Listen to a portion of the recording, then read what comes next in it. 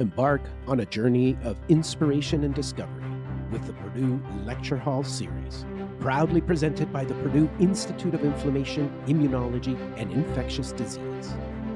Join us as we delve into the remarkable odysseys of these aspiring scientists, each crafting their own narrative in the world of science and groundbreaking research. Take a glimpse into their diverse cultural backgrounds and the journeys that brought them to Purdue University. Thank you for watching the Purdue Lecture Hall series. Remember to hit the like button and subscribe to our channel.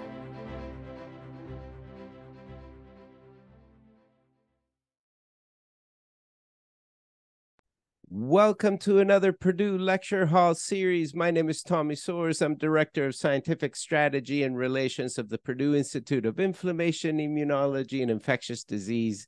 And today I have the pleasure of welcoming Zuhal Cakir, who's a chemical engineering PhD student at Purdue University working with Jeff Greeley.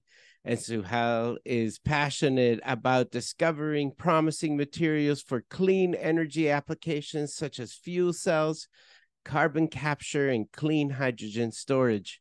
She's leveraging artificial intelligence to predict the chemical and physical properties of molecular structures to solve vital challenges such as catalyst design for sustainability. I asked Zuhal to write me a little bit about your field and about what you do, and this is what she wrote. Imagine a recipe where specific ingredients are blended in precise amounts to create a delicious dish. Scientists explore high-entropy alloys, HEAs, to understand how mixing different metals can lead to extraordinary properties. These HEAs are like blends of metals that are randomly combined at the atomic level. Now, picture having special glasses that reveal atoms at an incredibly small scale. This is where computational quantum mechanical modeling comes in, helping us understand how these metal mixtures interact with chemicals. Our goal is to find the optimal metal blend for catalytic reactions, making the production of vital chemicals faster, more efficient, and eco-friendly. And with that, it is my pleasure of introducing Zuhal here. Thank you, Zuhal, so much for taking time to join us. And my gosh, open up this world. At least to me, I have no clue about any of the science, and I'm so eager to learn from you this wonderful field. Thank you for taking time to talk to us today. Yeah, of course. Thank you so much, Tommy. So thank you for this wonderful introduction, and thank you so much for having me today. So hello, everyone. My name is Zuhal. Today, let me start sharing my screen. Yes, awesome. And Zuhal, I'm going to let you take it away. I'm going to put myself away, and you take the spotlight on this. Oh, thank you a lot. Okay, let's share the screen. Hope it's visible. Perfect. Yeah, nice. So hello everyone again. I'm really excited to be the part of Purdue Hall Lecture Hall series and get a chance to talk to you today. Again, so my name is Zuhal. I am a fourth-year PhD student in chemical engineering at Purdue University. So today, I'd like to start telling you a bit about myself and how I started doing research, and I'll tell you about a project that I work on as a PhD student here at Purdue. So a little bit about myself. I am originally from Turkey, which is located across the Atlantic Ocean, so very far from here. But fun fact about Turkey is actually Turkish people love drinking tea and Turkish coffee. Actually, here I'm having one as well. And another fun fact that Turkey is actually served as a bridge connecting Asia to Europe, which is also geographically interesting. And actually, in Turkey, I ended up going one of the best universities called Bogazici University for my bachelor's degree in chemical engineering. And while I was there, I got to enjoy a bunch of different sports. These are more like extreme sports. And so such as cable wakeboarding, that I maintained to be 4 times national championships. And then I also joined skiing team, where I got first place in national competitions for multiple times. And I got to enjoy this beautiful skiing team with other teammates. And I also did cross-continental swimming race, which sounds a little bit crazy, but indeed also it was. Basically, I crossed from Asia side of Turkey to the Europe, and it takes about like 2 hours of total swimming competition. So with these all athletic experiences, they were obviously took a lot of years and commitments, and they taught very valuable skills in life for me, such as discipline, stress management, resilience, goal setting. So I think this type of experiences also puts me in a good position to be a better researcher, or a better place for me to be in my academic career. During that time, I was also fortunate to go to University of Oklahoma, where I was able to join some experimental labs to conduct research. So this was also very interesting experience for me to be able to join some scientific groups, and this is where I actually met with more of the science in my degree. So after I got back to Bogazici, I decided to join multiple research labs. My classes in chemical engineering was getting more interesting to me, so I was super passionate to be joining a lab and start doing some experiments. So the first project that I did was about actually yeast cells. So the main goal of this project was to create microfluidic devices to perform biological experiments with yeast cells, and this was also combined with some image analysis. So this was a very important project because these microfluidic chips offer precise control, makes it perfect for applications like chemical analysis, for example, for drug delivery. But also as an undergrad student, I was working with a simple cells like yeast cells. And they also really, because we are working at a small scale, the operations help us to reduce the reagent consumption, which will eventually promote the cost saving or more sustainability. And they are also ideal for high throughput analysis, which is very much important, for example, an important field, drug discovery.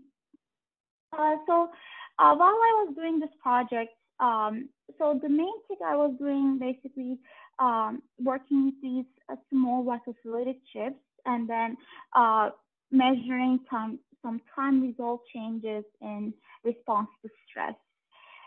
And this project led me to write a small grant with my professor, with my advisor, and I got to learn and spend a lot of time in the lab. Second project that I did during my undergrad years, so I was just exploring different fields, what I can do as a researcher, a potential researcher in the future. So the second project that I worked on about supercapacitors. So supercapacitors are vital for energy storage. They offer speed, safety, eco-friendliness, and their standout feature is actually their ultra-fast energy storage. So they can, like, for example, make it possible for electrical cars to charge like in minutes, and smartphones in seconds. So like imagine like a world that we are living. We don't need to wait our phone to charge like hours, and like we can just like enjoy what we are doing outside of this TV screen. Sometimes we do like for cars, like it'll be awesome to have just like it's charging like in minutes, and we get to go to work without any waiting.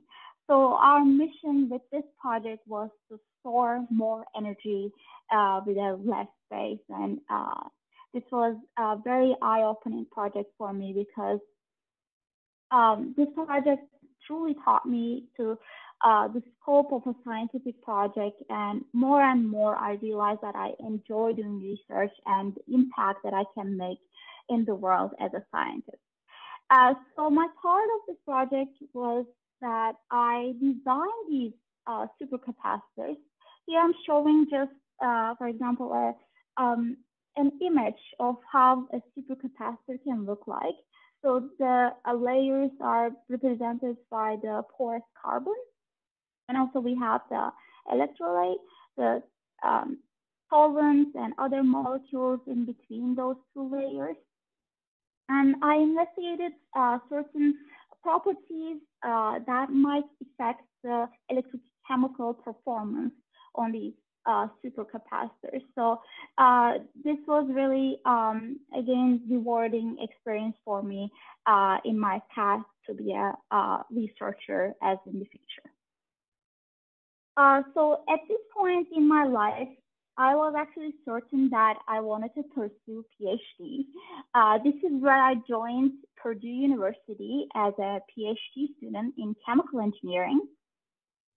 And the program that I actually joined enabled me to pick my advisors based on my background and my interests. So I knew that I had fundamental background with molecular simulations, and I found myself pretty confident for, as I showed in that image, computing for materials or for like clean energy impactful group that I can join. So this is where I joined Professor Jeffrey Greeley's research group as a graduate assistant to pursue first principle theories and for catalytic applications. So before I dive more into the research, I would like to introduce you some basic ideas in chemical engineering to help you guide in my research topic. So the first thing that we will gonna look at is the chemical reaction. Chemical reactions are like transformations from one chemical to another. And during these chemical reactions, the elemental composition of the reactant is rearranged to form, for example, a product. And there are many examples of this reaction that are commonly observed in nature. One example, the perfect example, is actually the human body. Like digestion can occur because of some kind of chemical reaction.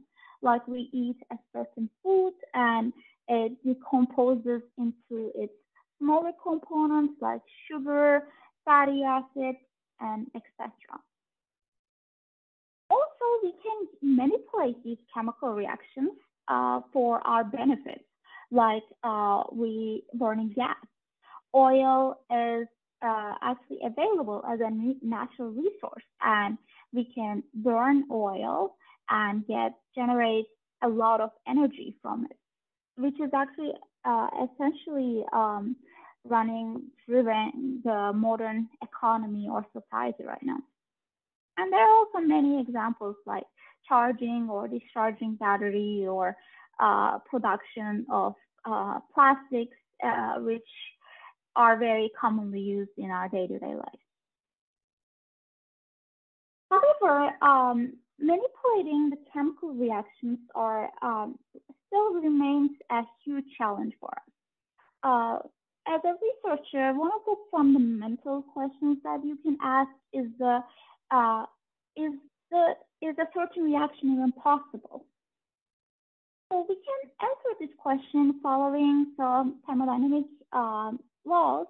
For example, as an engineer, you take a thermodynamic class, and you can try to answer this question by just trying to understand what a likelihood of that reaction to occur. Second question we might wonder is, how fast will a reaction occur? And can we make it even faster? A reaction to occur, so like as I gave examples before, that we want to be able to charge electrical cars in a faster manner, so we get to enjoy what we do in our own life, right? So what we were trying to understand here that, so let's say, so we usually study these phenomena by looking at free energy diagrams. So this is called a free energy diagram. And for people who are not familiar with catalysis, you can imagine this as an altitude. Let's say the reactants are at a higher altitude compared to the products. And we can say that, for example, the reactants are on top of the mountain, right? Because they're at a higher altitude. And it is actually easier to go down the hill to transform from reactants to products by just sitting down. And so in this case, you don't actually need to provide an external energy to transform to products. On the other hand, the other possibility is, let's say the products are actually at a higher mountain. So to be able to get there, we require to use a ski lift. So we can go all the way to the top using a ski lift. So that means we need to provide an external energy for that transformation to occur. So this is really an interesting concept, because the path from reactants to products are usually we need to climb, for example, a big mountain. And we call this energy difference as the activation barrier, or a barrier for a given reaction. And it is usually very difficult for reactants to climb this mountain to go to the product. So this is where a catalyst comes into play. So catalyst means basically they can break down this huge mountain to smaller hills. So it's easier for reactants to transform to products. And what we know is that actually catalysts are very important for reaction, because most of the chemical reactions are driven by a catalyst.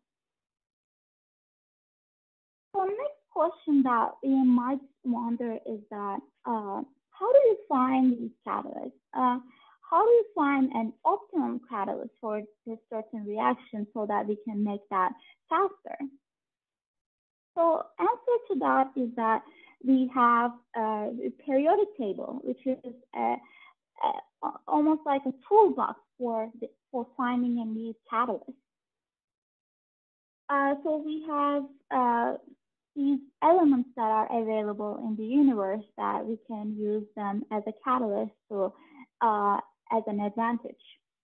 Unfortunately, though, this would not be enough as a guideline to choose which catalyst could be the most optimum for a certain reaction. So I like to mention, so historically what has been done is the scientists, they have taken more trial and error approach to discover a catalyst. One example I'd like to share today is the Haber-Bosch process, which is the ammonia synthesis process. So this process was discovered almost 100 years ago, and it takes two simple molecules called nitrogen and hydrogen. And nitrogen has two atoms bound together, and same with hydrogen, bonding two atoms together to have the hydrogen molecule. But it's very difficult to actually break these bonds and to form the product ammonia.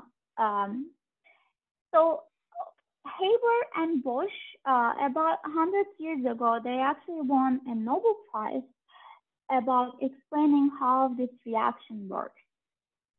And what is interesting that is this reaction requires a catalyst. And to figure out which, if it's going to be iron or other elements, to figure out which catalyst will work the best, they did over 6,000 experiments to understand the catalytic properties of this iron catalyst, and they ended up picking this one, which was discovered around 1900. And why this process is very important is because ammonia is actually a precursor for most of the fertilizers that has been used. And today, the fact that we don't have food shortage and our agricultural system can feed this hungry world is just because this process works and the discovery of the iron catalyst so that we can make this reaction happen in a faster manner. However, what happens is that it took almost 80 years to understand what is actually happening with the catalyst and how iron catalyst plays a huge role in driving this reaction. So using some careful surface science experiments, what scientists did that they discover the nitrogen and hydrogen molecules, they can break their bonds only on the surface of the catalyst. So they cannot break their bonds in the gas phase floating around the air, but they require this iron catalyst surface to break their bonds and subsequently rearrange and to form ammonia on the surface, and then ammonia desorbs from the surface. This analysis also got a Nobel Prize for figuring out the surface science and understanding this catalyst.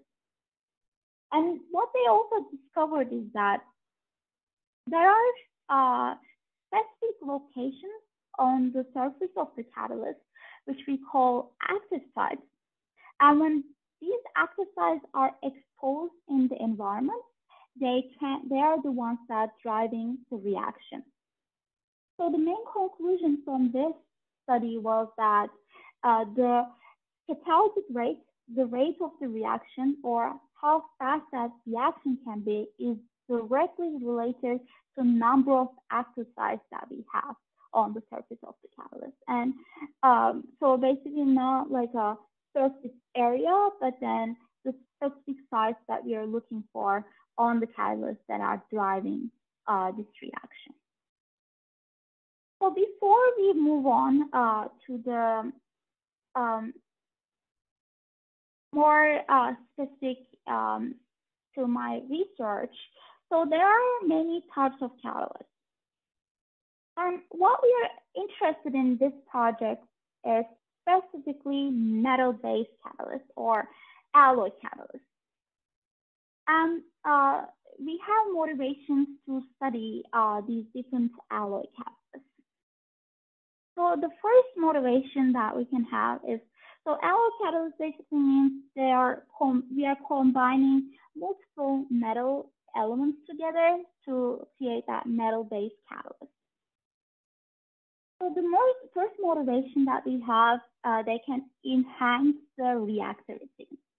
So alloy catalysts like platinum nickel combination can enhance the reactivity and making the reactions more efficient.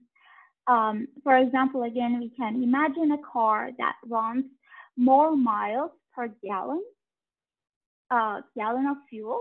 So thanks to these really efficient catalysts. And we also like to extend the catalyst lifespan. Like alloy catalysts such as palladium silver tend to last longer under very harsh conditions. And we can imagine this as a, for example, light bulb that shines brightly for a more extended period of time. Like in that case, we don't need to change those light bulbs as frequently as they needed. The third property alloy catalyst can provide is tunable properties. So alloy catalysts can be tailored to perform optimally for specific reactions.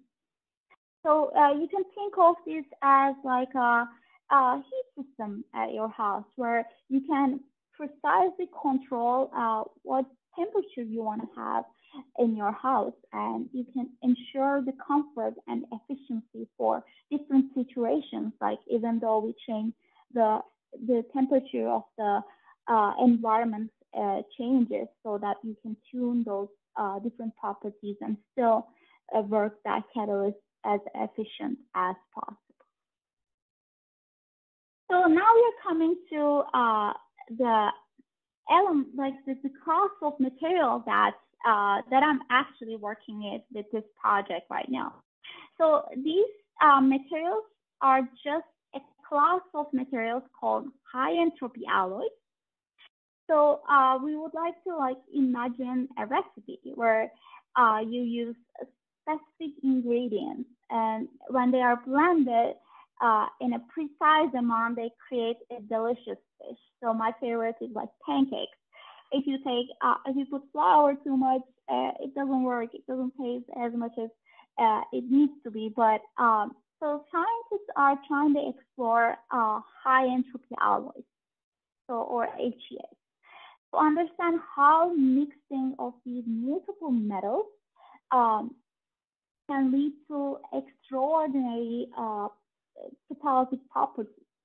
And these HEAs are like a blend of metals that are randomly distributed at the atomic level. You can see that, for example, here I'm showing a bulk high entropy alloy where every atom in this cube represents a different metal with a different color.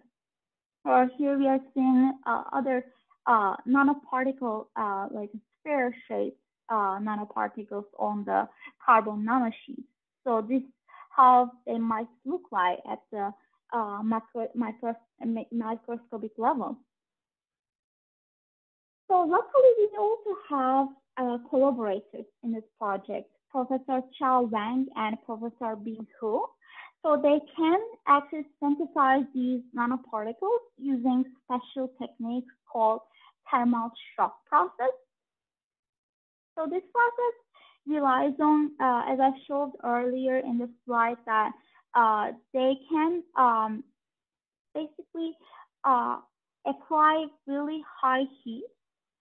So this synthesis technique requires exceeding 2000 Kelvin, and followed by rapid quenching to freeze those nanoparticles in place. And this enables us to have really heterogeneous structure of these materials. So here on the right side that I'm showing some microscopic images of the high entropy alloy material, where we see the different elements in the system. First one, we have the cobalt, molybdenum, iron, nickel, copper, and the last image is the mix of these. So with this synthesis technique, they were able to create these nanoparticles in a single solid phase. So which is also really fascinating to me. But then what they looked at is that they specifically looked at a chemical reaction called ammonia decomposition on these nanoparticles. So I mentioned earlier ammonia synthesis. Ammonia decomposition is only the reverse case for that reaction. So this time we are creating nitrogen and hydrogen molecules from ammonia. So So ammonia is actually ammonia decomposition could be a really key process. The reason that we are really interested in this process that we can, if we produce hydrogen in a fast manner by the implementation of a new catalyst, we can have a hydrogen which can be used as a clean energy. So this process really benefits the hydrogen economy, which is eventually offers practical and eco-friendly means of producing, storing, and transporting the hydrogen. So this holds a great potential to transform various sectors and also significantly reduce our carbon footprint in pursuit of more sustainable future. So this is why we are really interested in making this process more efficient and then helping basically the hydrogen economy to be able to have a more sustainable future for all of us. Next thing that I would like to mention is that what we know so far about this reaction. So here again, I'm showing an interesting plot, which looks like a mountain again, but basically we call these volcano plots. So what we see in this plot is that on the x-axis, we have the binding strength of the nitrogen atom. And on the y-axis, we have the reaction rate, so how fast this reaction can happen. And on the volcano plot, which looks like a volcano-shaped plot, where we see different metals that have that indicated in this volcano plot. And what we can say is that when a material is on top of this volcano plot, this should give the best reaction rate for this specific ammonia decomposition reaction. And what we can see here is that actually ruthenium is one of the highest reaction rates reported. And we know that ruthenium is a rare metal, and because it's rare metal, it's very expensive, and it's because of that reason, it's not much applicable with scalability. Like because it's expensive, commercially we don't want to use ruthenium, and we would like to explore more earth-abundant materials so that we can ensure the sustainability of this catalyst and we don't run out our ruthenium resources, and we can make this entire process much cheaper. So what scientists have found is that they can actually combine two elements in this volcano plot where the molybdenum has a strong binding strength with the nitrogen, and then cobalt has a weak binding strength. And combination of these two common alloys giving actually a much better reaction rate with this optimum binding strength of nitrogen being almost on top of the volcano plot. So this was really interesting finding. So what we are going forward is that so our collaborators who and rank groups. So using that study, they tried to synthesize these 5-element systems this time. So they only applied a fine control over the homoatomic ratio. On the left side, we see they tried out different composition of these 5-element systems, where they increased the molybdenum or cobalt composition in the 5-element system, and they kept other elements as being the same. And they ran ammonia decomposition reaction. And eventually what they found is that these cobalt, molybdenum, iron, nickel, copper nanoparticles show 20 times greater catalytic activity compared to ruthenium. So we can see that this high entropy alloy structure show leads HOMO and leads ruthenium, and it is really a significant improvement in the reaction rate. So this was a great. We were really proud of this study, but we also wanted to understand why this was happening, because experimentally we know, okay, they can perform better, but can we actually make this even better? So we identified here some knowledge gaps. So as I mentioned earlier, if we can identify some promising properties of these materials for ammonic chemistry, because they offer a huge compositional space. So earlier I mentioned that these combination of these elements can make maybe hundreds of different types of compositions that we can have. So that means we have more opportunity to discover and use catalysts. So with that, we decided to develop some theoretical tools to identify the promising properties for ammonia decomposition. So we decided to treat ammonia decomposition as our probe reaction to study the catalytic properties of HCl catalysts. And also there are some more unknowns about these materials, like there is limited understanding at the atomistic level, like the very near surface of the HCl. So here, for example, I'm showing some images from these high entropy alloy materials, again, that we can specifically see the cobalt, molybdenum, iron, nickel, copper elements in the mixture. And from this image, what we can realize is that there are actually some, there could be some local regions in this nanoparticles, either with high concentration of cobalt or molybdenum. And this makes it really interesting because this might, if there's a high concentration of cobalt, this might mean that it's not like fully heterogeneous, but there is more in-depth interactions going on between the reactants and the catalyst surface.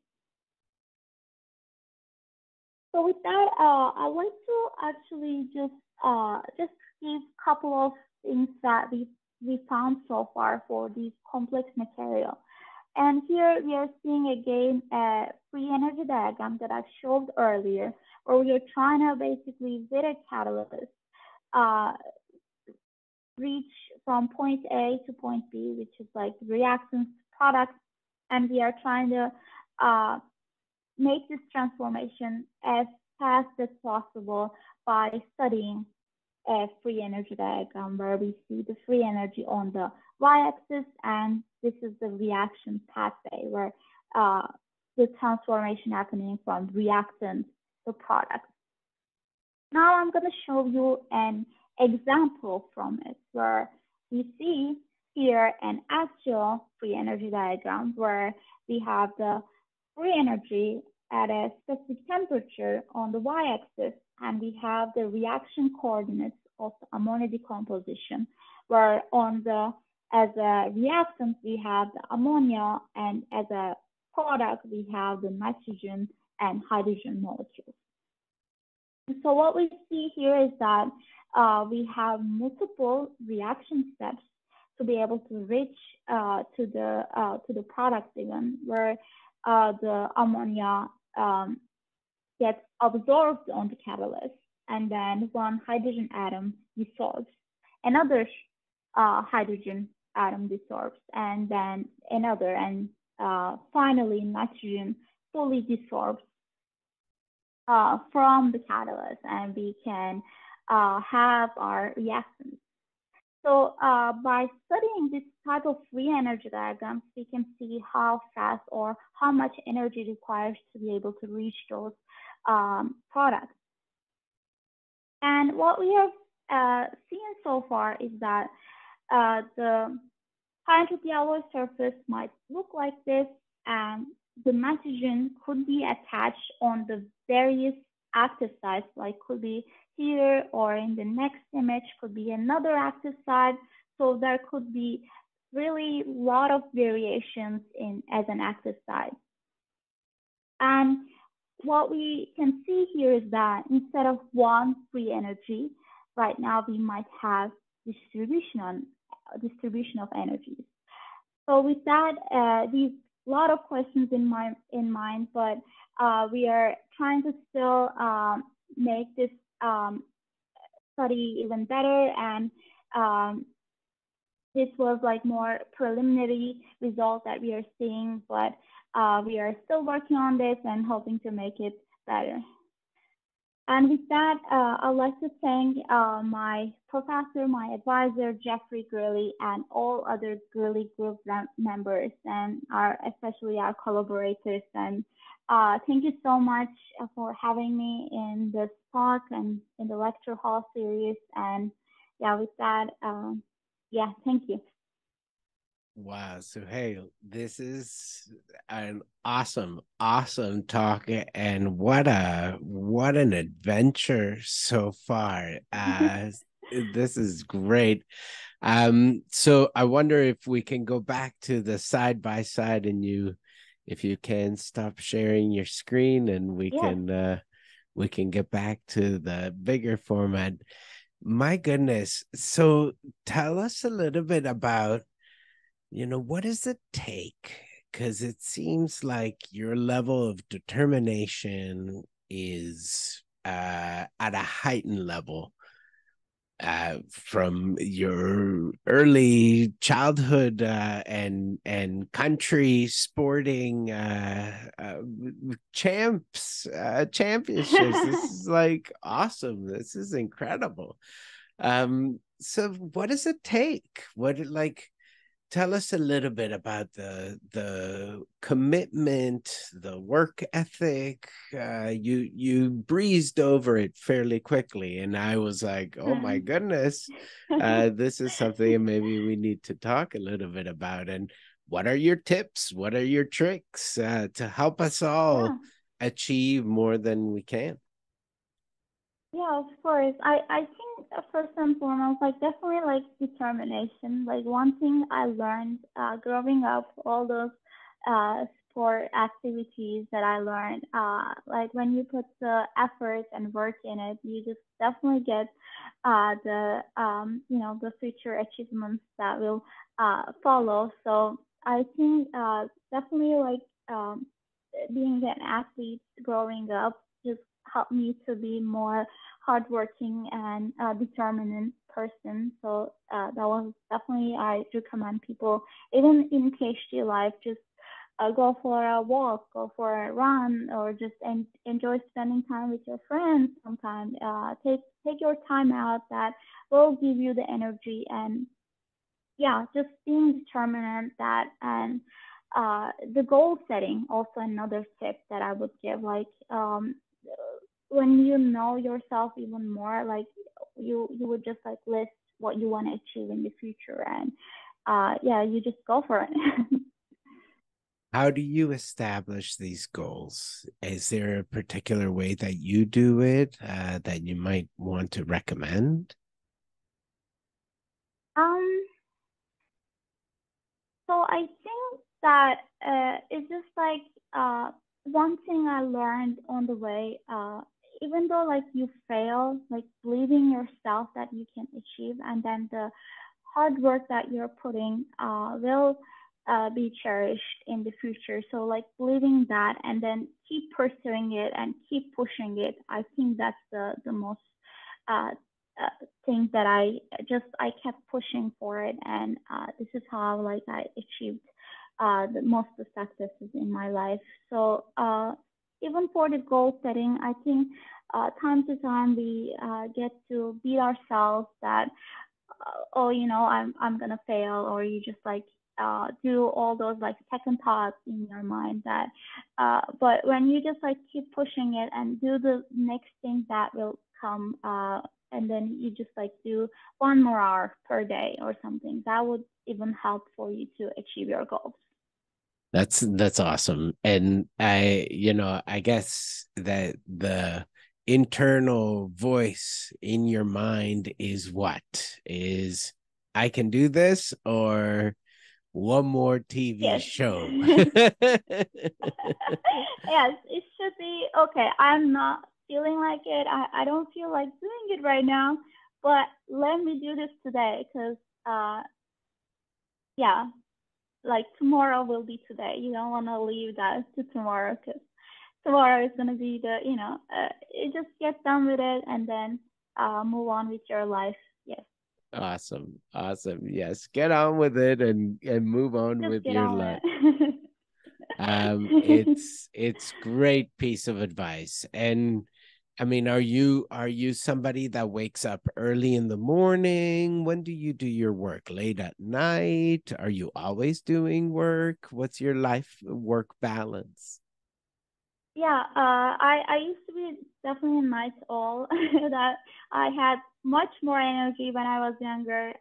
Now I'm not that old actually. I'm just still I'm 26, but when you get to like a later years in your life, I think it's just having a more uh, scheduled and life work balance definitely helps you.